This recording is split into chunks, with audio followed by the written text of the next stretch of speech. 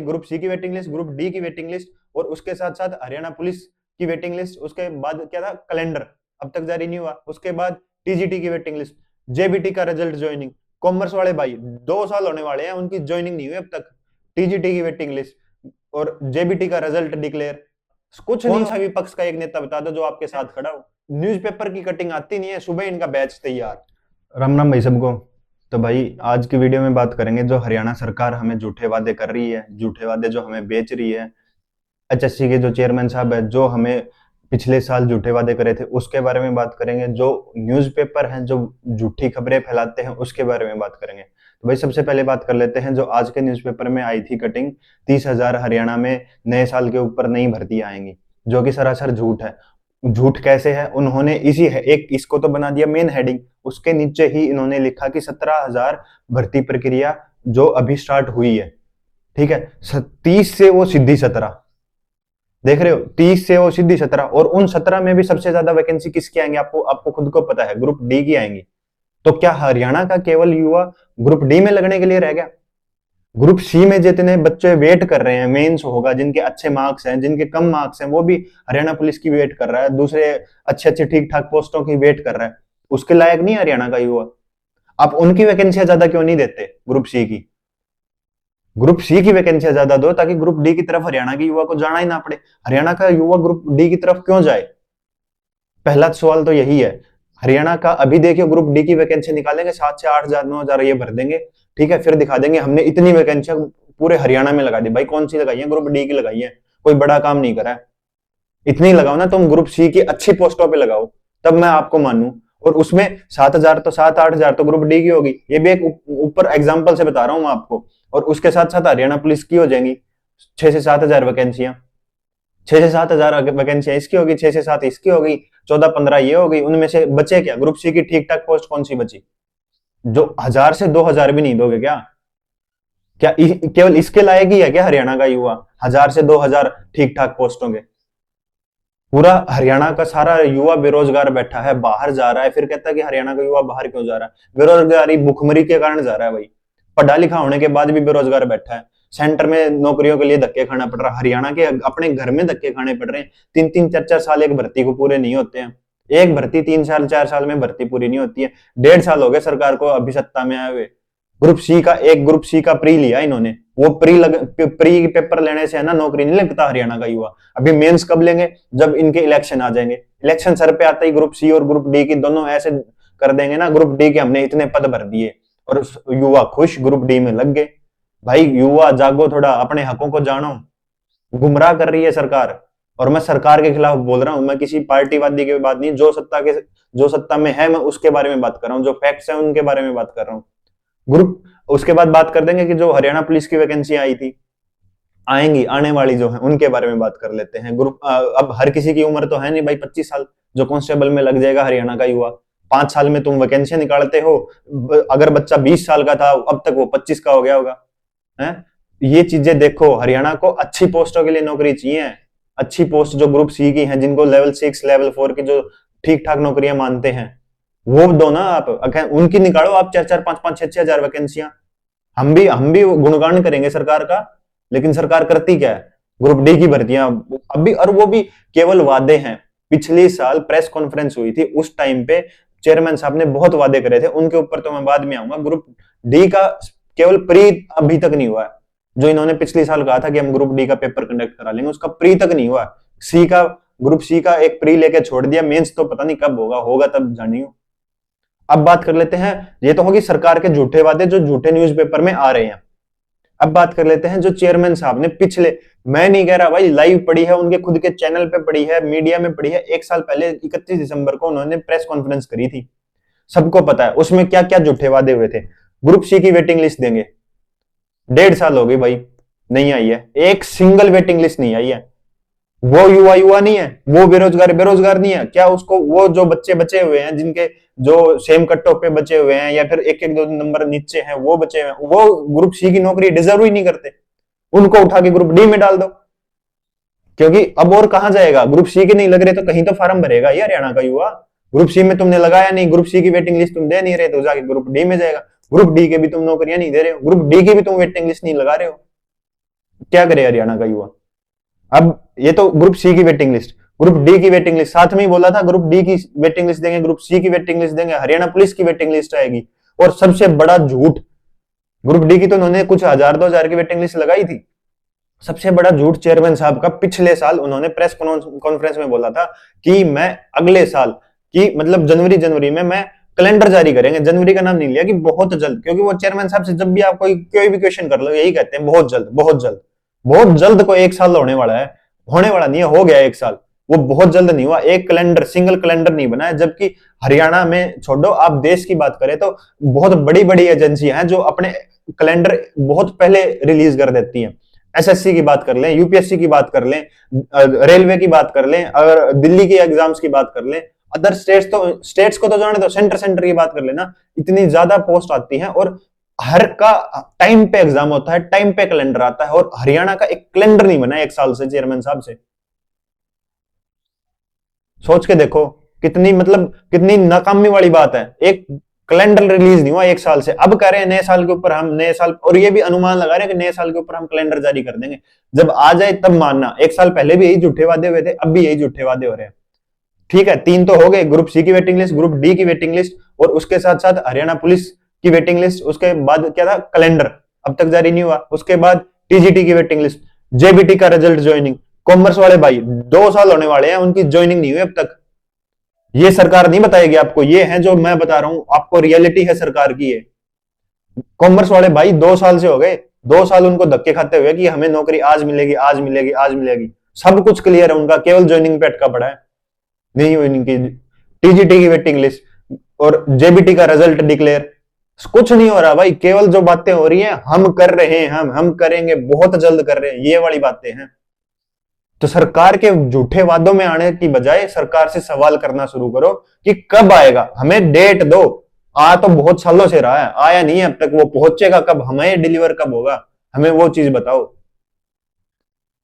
अब दूसरी बात कर लेते हैं, जो सरकार हमें झूठे वादे कर रही है, अभी कर रही है, उसके बारे में बात कर लेते हैं। कर चुकी है वो तो कर चुकी है, अभी आगे और भी करते जा रही है कि हम 30,000 वैकेंसियां। 30,000 नहीं लगाने के भाई, 17,000 लगेंगे। 17,000 में से भी लगने वाले कितने होंगे, 12-13,000 लगेंगे। और उसका जैसे पिछली बार इन्होंने 25,000 का ढिंडोरा पीटा था वैसे ही ढिंडोरा पीटते रहेंगे।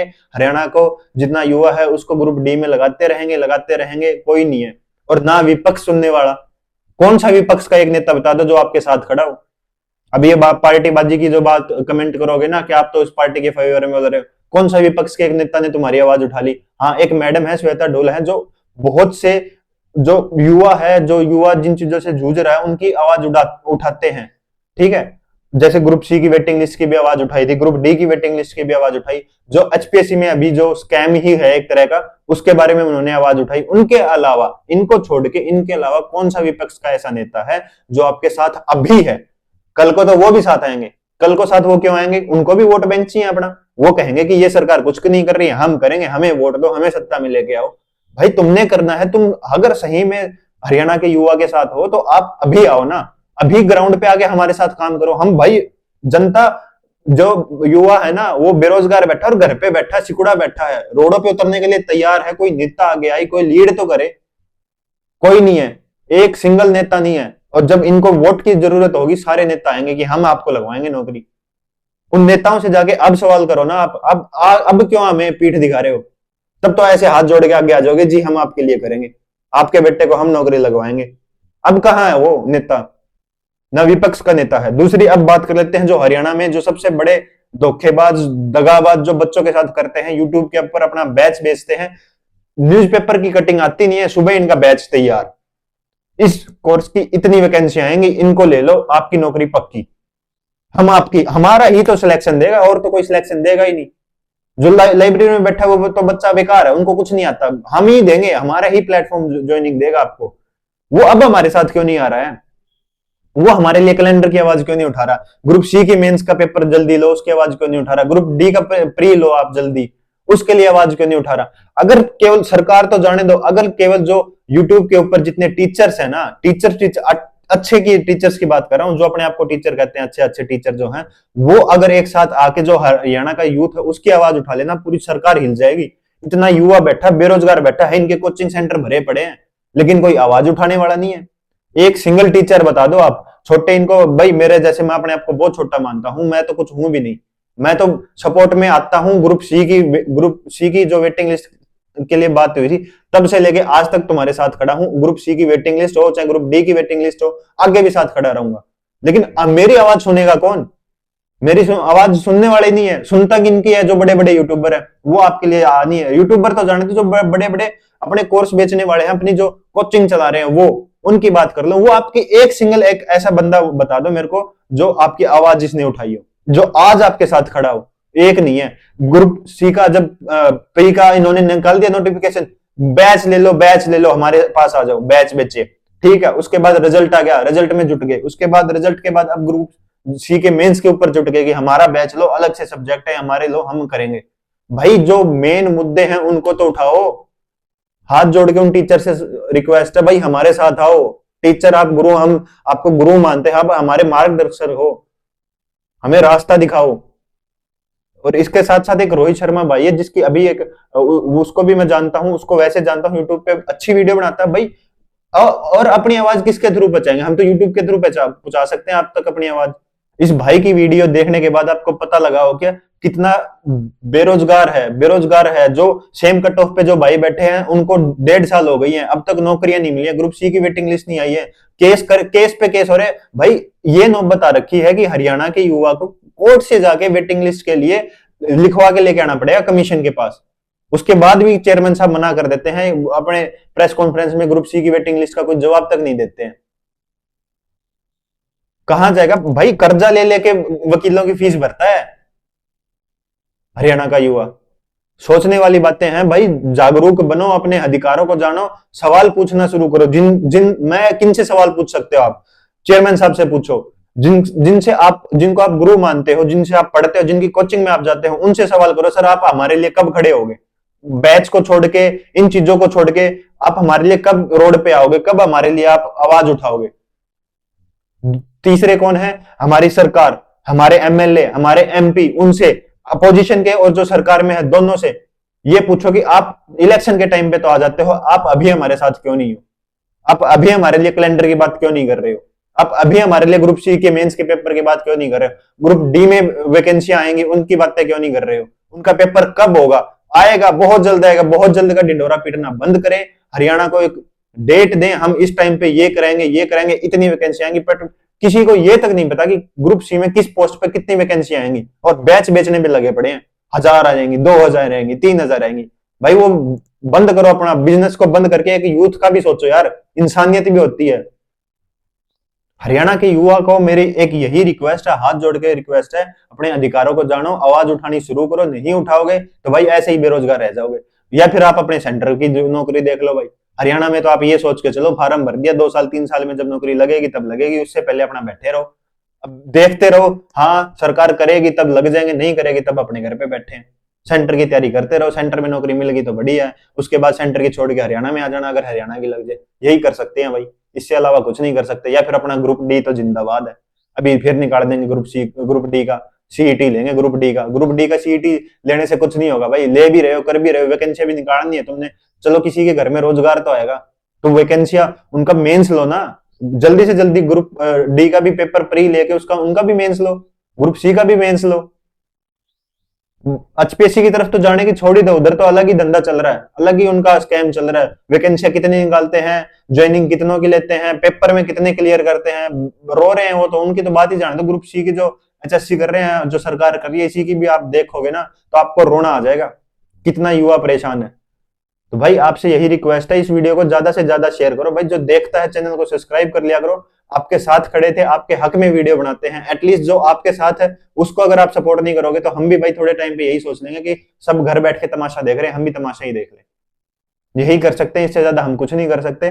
ठीक है, आपसे रिक्वेस्ट है, हाथ जोड़ के रिक्वेस्ट है, चैनल को शेयर करो, सब्सक्राइब करो, और ये वीडियो ज्यादा से ज्यादा ग्रुप्स में शेयर करो। जितना युवा लाइब्रेरी में बैठा है, जो कोचिंग सेंटर पे जा रहा है, उन तक ये आवाज जरूर पहुंचे कि हरियाणा का युवा कितना बेरोजगार और कितना विवश है, सरकार के सामने कितना विवश है। यही था इस वीडियो में। जय हिंद, जय भारत।